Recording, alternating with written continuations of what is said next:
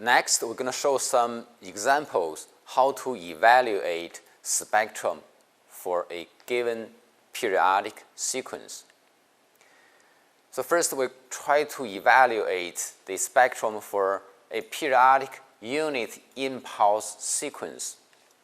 So here is the graphic representation for a periodic impulse sequence. So what we can do is we can directly use the definition. So since this summation is inside a period, so there's only 3 terms in there. So what we can do is plug in the definition of tilde x of k. We figure out the spectrum for this periodic unit impulse sequence is a constant 1. It's a DC spectrum. So the graphic representation for the spectrum. The next example is more complicated.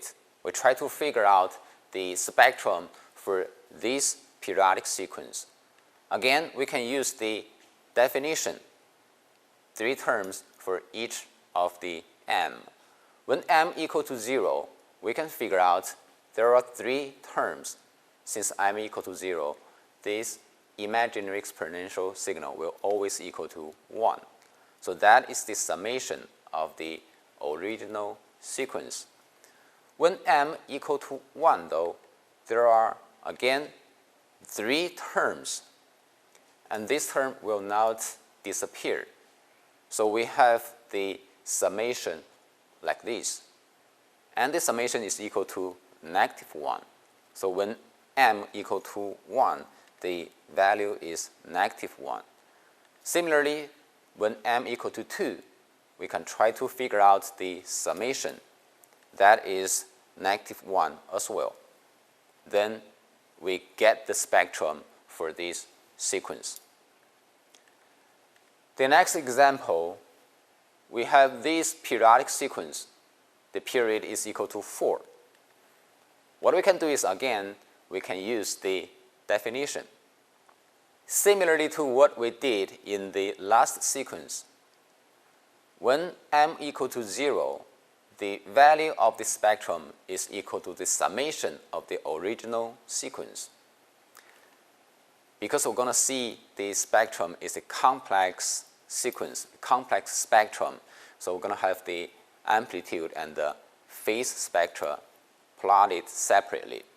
When m equal to 1, then the summation will have 4 different terms. And here's the result. It's a complex value. So the amplitude is 2 times square root of 2, and the phase is 3 pi over 4. So we can do this for different m. When m equal to 2 and m equal to 3, we can get the plot out like this. And then the spectrum is here already. The next example is cosine function. So how can we figure out the spectrum for this sequence? Again, we're going to use the definition, but we do not use the forward DFS. This is the inverse DFS. So this cosine function can be split into 2 parts based on the Euler relation. And now if we compared with the definition of the DFS, we can try to rewrite this part to a more standardized terms, and compare to the definition, we can figure out that all the coefficients equal to 0 except m equal to 1 and -1.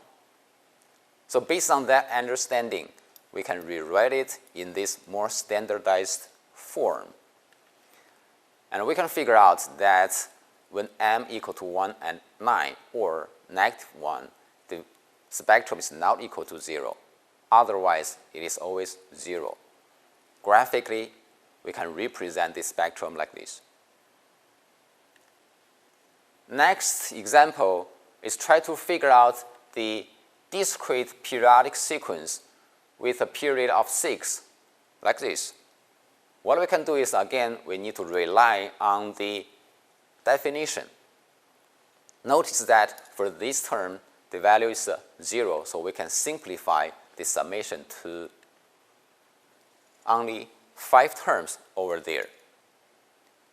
This is the partial summation for a geometric sequence. So using the definition, we can get the partial summation. And this can be further simplified as a ratio of 2 sine functions. And this is the graphic representation for the spectrum for this sequence. The next one, we know the spectrum for a periodic sequence x of k, and the period is 8. How can we figure out the expression of the original signal in the time domain? What we can do is very similar to the last example. We can try to standardize this spectrum to the definition of the forward DFS. So we can try to break this into different terms of imaginary exponential signals based on the Euler equation. And for the second term here, we can try to rewrite it into this standardized form. Now we can figure out this corresponds to k equal to 2, that term. So this coefficient actually is x of 2. Similarly, for the next term, we can rewrite this part into this standard form. Now we can figure out that this term corresponds to x of 6. Similarly to these two terms can be standardized, and we can figure out this corresponds to x of 1 until x of 7. The first term corresponds to the DC components, or k equal to 0, so we can get the original signal. Thank you.